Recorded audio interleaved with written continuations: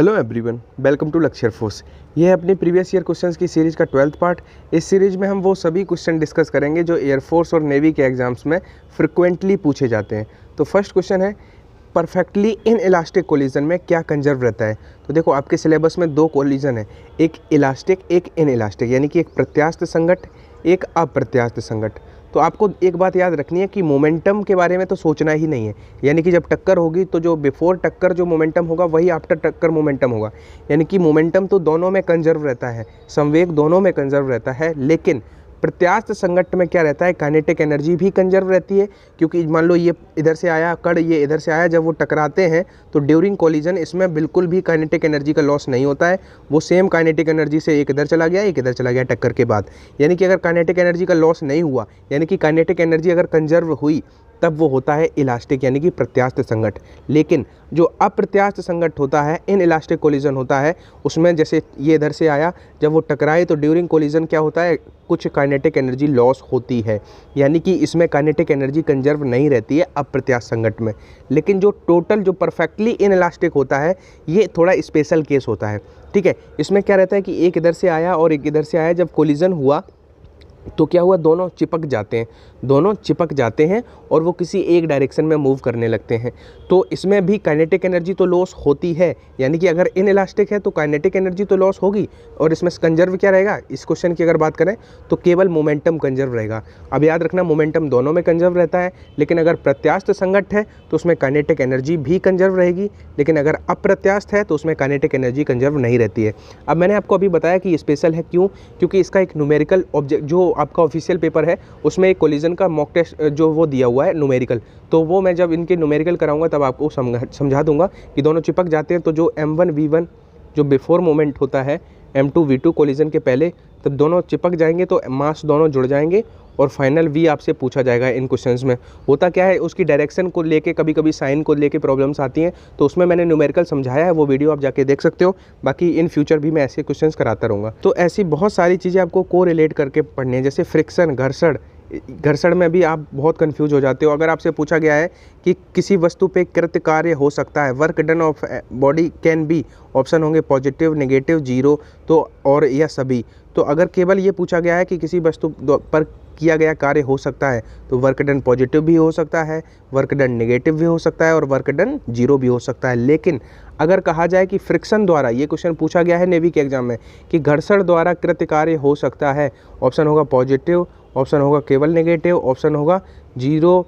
तो इसमें क्या हो जाएगा, इसमें केवल नेगेटिव हो सकता है। फ्रिक्शन द्वारा वर्क डन कैसा हो सकता है, केवल नेगेटिव हो सकता है। बहुत अच्छे से मैंने ये बातें पास्ट में समझाई हैं। फ्रिक्शन कैसा होता है, नॉन कंजर्वेटिव फोर्स होता है, नॉन कंजर्व यानी कि असंरक्षी। चार ऑप्शन होंगे, आपको कहा जाएगा घर्षण बल है, ऑप्शन होगा संरक्षी, असंरक्षी, छद्म बल, या और बहुत सारे ऑप्शंस हो सकते हैं। तो नॉन कंजर्वेटिव फोर्स होता है फ्रिक्शन फोर्स। ठीक है, फ्रिक्शन में चार तरह के फ्रिक्शन होते हैं। आपको पता हो कि गतिक घर्षण आपको दे देगा, स्थैतिक घर्षण, गतिक घर्षण, सर्पी घर्षण, लोटनी घर्षण। पूछेगा कौन मैक्सिमम है कौन मिनिमम है, इनका असेंडिंग ऑर्डर, इनका डिसेंडिंग ऑर्डर। तो मैं बस आपको एक मार्ग बता सकता हूँ, पाथ बता सकता हूँ कि क्या चीज़ें एग्जाम में पूछी जा सकती हैं। ठीक है, और आप भी अगर मेरे साथ इनपुट दे रहे हो, केवल ये वीडियो नहीं देखने हैं, इस वीडियो में मैं जो बताता हूँ आपको वो चीज़ें भी आप क्लियर करते चलो। नेक्स्ट क्वेश्चन है, किसी निकाय का द्रव्यमान केंद्र यानी कि सेंटर ऑफ मास कहाँ हो सकता है। फर्स्ट ऑप्शन है उसके ऑलवेज उसके इनसाइड होगा, या ऑलवेज आउटसाइड होगा, या कैन बी इनसाइड और आउटसाइड, या उसके ज्योमेट्रिकल सेंटर पे होगा। तो देखो, ये भी आपके सिलेबस के डोमेन में आती है चीज़ें। देखो, मैं वही चीज़ें अभी करा रहा हूँ जो फ्रिक्वेंटली पूछी जाती हैं। कहीं ना कहीं इनका एक टच आपको ऑफिशियल मॉक टेस्ट पे दिख जाएगा। तो ये चीज़ें आपकी बहुत इंपॉर्टेंट हैं। ठीक है, मेरे इस सीरीज़ का एक भी वीडियो मिस करने का मतलब है आप रेस में औरों से कहीं ना कहीं पीछे रहोगे। ठीक है, ये बात मैं गारंटी से बोल रहा हूँ। तो सेंटर ऑफ मास की अब समझ लेते हैं क्वेश्चन किस तरह के और बन सकते हैं। ये तो क्वेश्चन आपको बता दिया कि भीतर भी हो सकता है और बाहर भी, लेकिन हमें स्मार्ट वर्क भी करना है, क्योंकि बहुत सारे को रिलेटेड क्वेश्चन भी बनते हैं। किस में अंदर होता है, कई जैसे बिंगल रिंग होती है उसमें आउटसाइड होता है, चार ऑप्शन देगा। तो मैं आपको सारे फिनोमेना क्लियर कर दूं। आपसे कहेगा एक आयत है, एक रेक्टेंगल है, उसका सेंटर ऑफ मास कहाँ होगा, ऑप्शन होगा। तो उसमें याद रखना, एक आयत है तो उसके डायगोनल बिकर्डों का जो कटान बिंदु होगा, जहाँ पे डायगोनल इंटरसेक्ट कर रहे होंगे, वहाँ पे होगा रेक्टेंगल के लिए। कहेगा एक ट्रायंगल है, ट्रायंगल है उसका द्रव्यमान केंद्र कहाँ होगा, तो जहाँ पे उनकी मीडियंस कट कर रही होंगी, माध्यिकाएं कट कर रही होंगी, माध्यिकाओं के कटान बिंदु पे होगा। ठीक है, अब ऑप्शंस फ्रेमिंग एग्जामिनर किसी तरह से कर लेगा, तो आप इन फैक्ट को तैयार रखना। हो सकता है ट्रायंगल के लिए ऑप्शन दे दे उसके लंब शीर्ष लंबों के कटान बिंदु पे। ठीक है, तो बहुत सारे ऑप्शन बन सकते हैं, तो उसकी माध्यिकाओं के कटान बिंदु पे आप याद रखना। ये 2 क्वेश्चन नहीं आएंगे, आपको बस पता हो। जो क्वेश्चन आ सकते हैं वो मैं आपको बताऊँ। अगर आपका सेमी सर्कुलर रिंग है, ठीक है, तो उसका जो सेंटर ऑफ मास होगा वो यहाँ से उसके सेंटर से 2r/π डिस्टेंस पे होगा। ये फैक्ट आप गोल्डन अक्षरों में कहीं लिख लो। अब इसी के साथ अगर ये सर्कुलर रिंग ना हो के ये सेमी सर्कुलर डिस्क है, ये सेमी सर्कुलर रिंग है, ये डिस्क है। रिंग और डिस्क में मतलब समझते हो, इसमें अंदर हॉलो होगा, ये सॉलिड होगी। तो अगर डिस्क की बात करें तो इसमें सेंटर से 4r/3π डिस्टेंस पे, ये 2 पॉइंट आप लिख लेना अगर लिख पाओ तो। अगर ये डिस्क है तो 4r/3π डिस्टेंस पे होगा सेंटर ऑफ मास, और अगर सेमी सर्कुलर रिंग है तो 2r/π डिस्टेंस पे होगा सेंटर ऑफ मास। ठीक है, और वो तो पता ही होगा कि अगर एक कोन है यानी कि शंकु है तो उसका कहाँ पे होगा, तो शंकु है तो उसका सेंटर ऑफ मास यहाँ सेंटर से उसका जो बेस का सेंटर होगा उससे ये जो मान लो h हाइट है तो h/4 यानी कि इस सेंटर से h/4 दूरी ऊंचाई पर जो उसका सेंटर ऑफ मास है वो होगा। अब थोड़ा अगर और भी टफ क्वेश्चन, वैसे चांसेस नहीं है, एक किसी एग्जाम में पूछा गया था, शायद कोई नीट का एग्जाम, नीट या जेईई में पूछा जा चुका है ये क्वेश्चन। 4 ऑप्शंस थे आपको। एक ऑप्शन था कि जो शॉर्ट पुट फेंकते हम लोग, शॉर्ट पुट। एक ऑप्शन में था डाइस, जो डाइस होता है डाइस। एक ऑप्शन में था बिंगल रिंग, और एक ऐसे 4 ऑप्शन थे। वो पूछा गया था which of the following have centre of mass outside, मतलब निम्नलिखित में से किसमें जो द्रव्यमान केंद्र है वो बाहर होता है। ठीक है, निकाय के बाहर। तो बाहर शॉर्ट पुट में और डाइस बेंगल रिंग जो होती है, अगर आपको अभी नहीं पता है, आपकी शादी नहीं हुई है, आप शादी हो जाएगी उसके बाद आप जान जाओगे। फिलहाल आपको ये मैं बता रहा हूँ बस इस समझाने के लिए भी है कि अगर फैक्ट आप बोलो ना कि भीतर भी हो सकता है और अंदर भी हो सकता है। क्वेश्चन है, अगर किसी वायर को खींच के डबल कर दें उसकी लेंथ, तो उसका जो यंग मॉडुलस है वो हो जाएगा कितना, हाफ हो जाएगा या इक्वल या ट्वाइस या 4 टाइम्स हो जाएगा। तो आप देखो कंफ्यूज नहीं होना, मैं आपको पहले बताऊंगा कि इसमें बहुत सारे बच्चे कंफ्यूज होते हैं।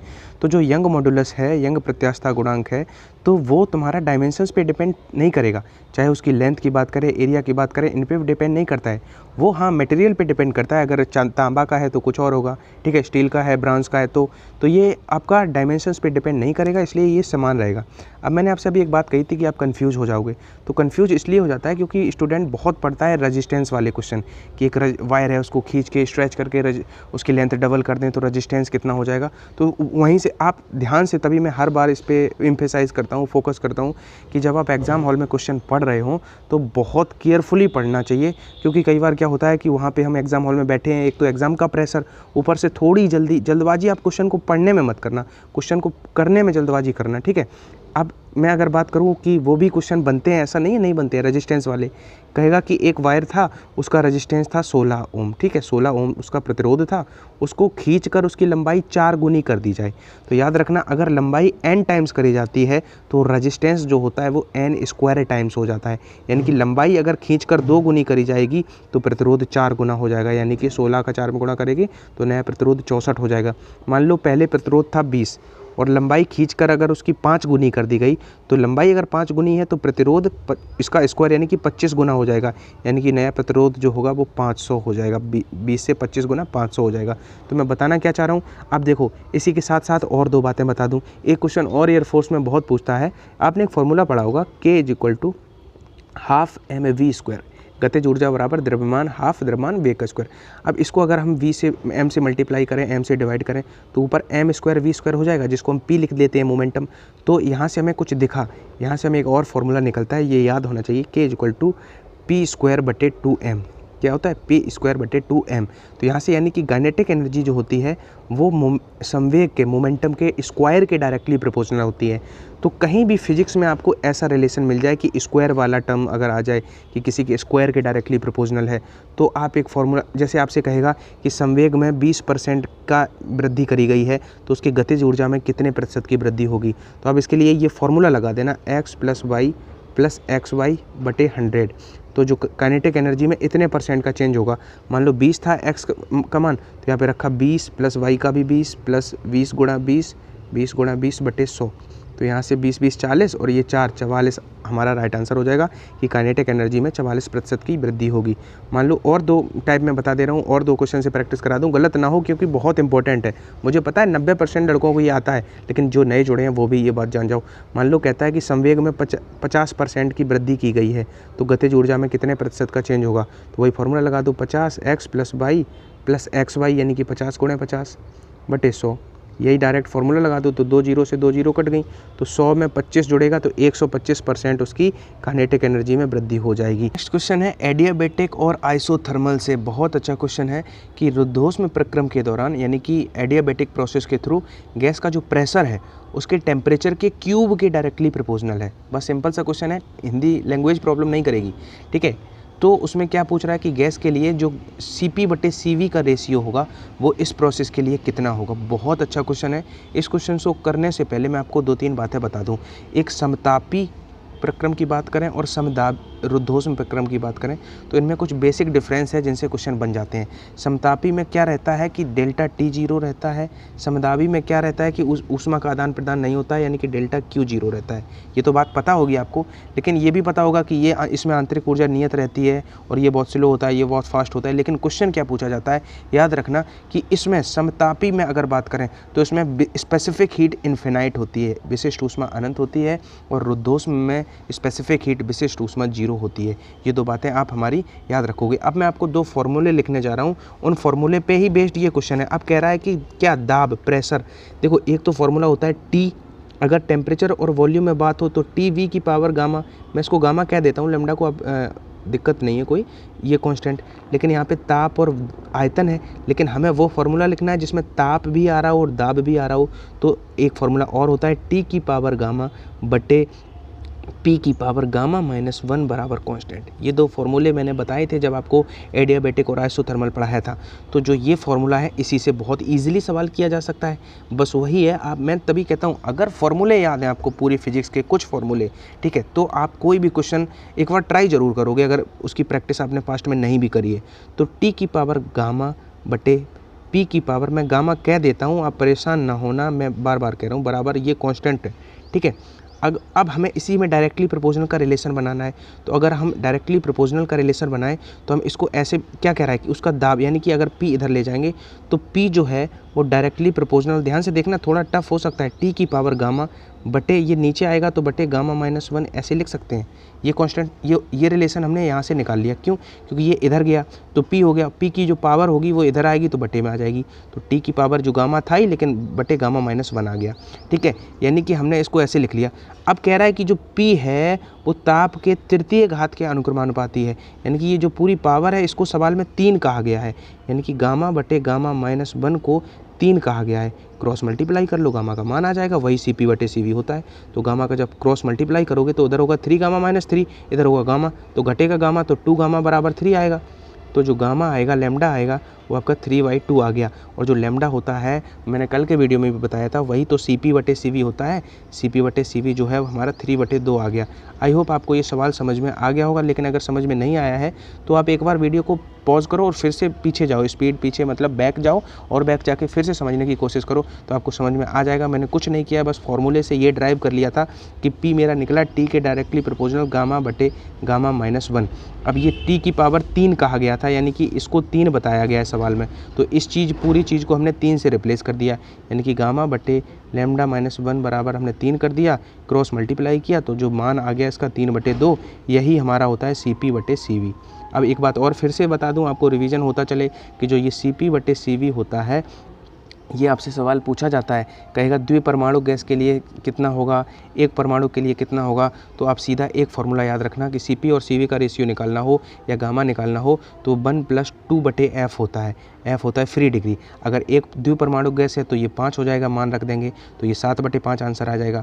अगर एक परमाणु गैस होगी तो फ्री डिग्री का मान 3 रखेंगे तो ये 5/3 आंसर आ जाएगा। तो ये 2 क्वेश्चन भी बनते हैं। नेक्स्ट क्वेश्चन है कि अर्थ की सरफेस पर किसी सिंपल पेंडुलम का जो टाइम पीरियड था वो T1 था, तथा जैसे ही सरफेस से उसको RE हाइट पे ले गए तो टाइम पीरियड उसका T2 हो गया। RE is nothing but earth of radius, then the find the ratio of T1 T2।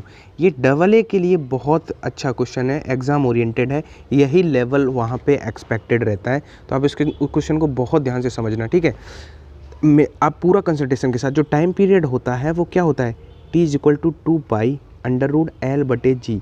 अब लेंथ तो चाहे उसको ऊपर ले गए तो लेंथ में तो फ़र्क पड़ेगा नहीं, यानी कि ऊपर ग्रेविटी घटेगी या बढ़ेगी, तो ग्रेविटी फ़र्क डालेगी। पहले मैं आपको विजुअलाइज़ करा दूँ ये सीन क्या है। ये अर्थ है, ठीक है, ये अर्थ है, ये उसका कहीं सेंटर है जहाँ मेरा ज़िला है, ज़िला औरैया, ठीक है, यहाँ पे मैं हूँ। ये अर्थ यहाँ कहा जाता है यार, पता नहीं एक दो आसपास के लोगों ने, मैंने ये बात सुनी है कि मेरा जो ज़िला है वो वहाँ पे एक कहीं संगम है नदियों का, और वहाँ पे क्या कहते हैं एक जन्मेजय का यज्ञ हुआ था, ऐसी बातें मैंने सुनी हैं बचपन में कि ये जो है सेंटर माना जाता है अर्थ का, ठीक है। तो यहाँ पे ये सब बातें एक मतलब ऐसे ही फ़न के लिए बता रहा हूँ, इसमें कोई फैक्ट नहीं है। नहीं बहुत होशियार हो आप लोग, कई बच्चे तो कमेंट में तुरंत आर्ग्यूमेंट करने लगते हैं। तो ये रेडियस है, ठीक है। अब यहाँ पे क्या है, उसके सरफेस पे टाइम पीरियड था, अब इतनी हाइट पे और ले गए उस सिंपल पेंडुलम को r हाइट पे। r तो पहले से ही रेडियस थी, लेकिन सरफेस से r हाइट पे और ले गए, यहाँ ले गए, तो यहाँ पे T2 हो गया। ये सीन था। अब देखो समझना, T1 जो है वो क्या है, √L/g, यानी कि अगर हम T2/T1 की बात करें तो ये हो जाएगा √G1/G2, क्योंकि लेंथ से फ़र्क तो पड़ा नहीं, और ग्रेविटी के स्क्वायर के इनडायरेक्टली प्रोपोर्शनल था, तो इनडायरेक्टली प्रोपोर्शनल वाला हम इस तरह से रेशियो लिख सकते हैं। अब G का कोई फॉर्मूला आपको पता है? बिल्कुल पता है, ग्रेविटी का फॉर्मूला होता है Gm/r²। क्या होता है? Gm/r²। ये किसका फॉर्मूला होता है? ग्रेविटी का। तो यानी कि G1 को हम, अब G भी इनडायरेक्टली प्रोपोर्शनल होता है R² के, यानी कि G1 की जगह पे हम लिख सकते हैं R2 का स्क्वायर, यहाँ पे लिख सकते हैं R1 का स्क्वायर। इस तरह से इस क्वेश्चन को कर सकते हैं।